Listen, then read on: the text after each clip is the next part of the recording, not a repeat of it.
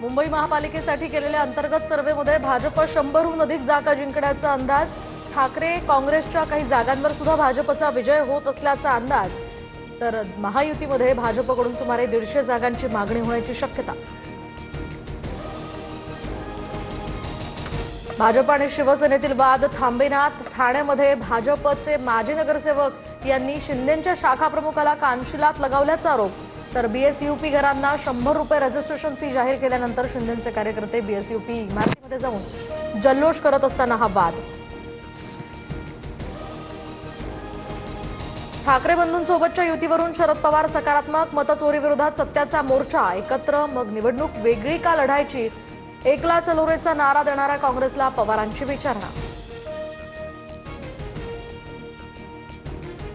मनसे महाविकास आघाडीचा भाग नाही, त्यामुळे शरद पवार उद्धव ठाकरे हे काय बोलतात त्याच्याशी आम्हाला देणं घेणं नाही। महाविकास आघाडी आणि मनसेच्या आघाडीवरून संदीप देशपांडे यांची प्रतिक्रिया।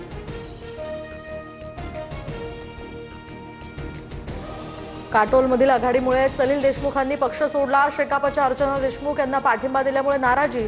सलील देशमुख हे अजित पवारांच्या राष्ट्रवादीमध्ये जाण्याची चर्चा, सूत्रांची माहिती। चिमुकलीवरील अत्याचार आणि हत्येप्रकरणी आज मालेगावात कडकडीत बंद। अत्याचार प्रकरणाचा निषेध व्यक्त।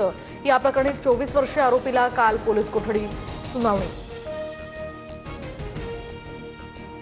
महिला आयोगाच्या अध्यक्षा रुपाली चाकणकरांनी घेतली मालेगावातील पीडित मुलीच्या कुटुंबियांची भेट। आरोपीला फाशीची शिक्षा व्हावी यासाठी पाठपुरावा करणार, चाकणकरांची ग्वाही।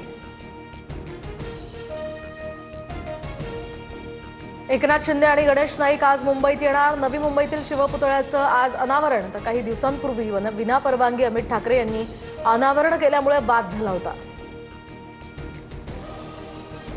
8 एकर जमिनीचा वाद। रुग्णालयाच्या आवारामध्ये 85 वर्षीय वयोवृद्ध व्यक्तीला लाथाबुक्क्यांनी बेदम मारहाण। कागल पोलीस ठाण्यात 8 जणांविरोधात गुन्हा दाखल। दिल्ली स्फोटातील दहशतवादी डॉक्टरांच्या मोबाईलमधील डिलीट डेटा समोर। आयएसएस संबंधित दहशतवाद्यांच्या भाषणाचे हे व्हिडिओ आणि ऑडिओ।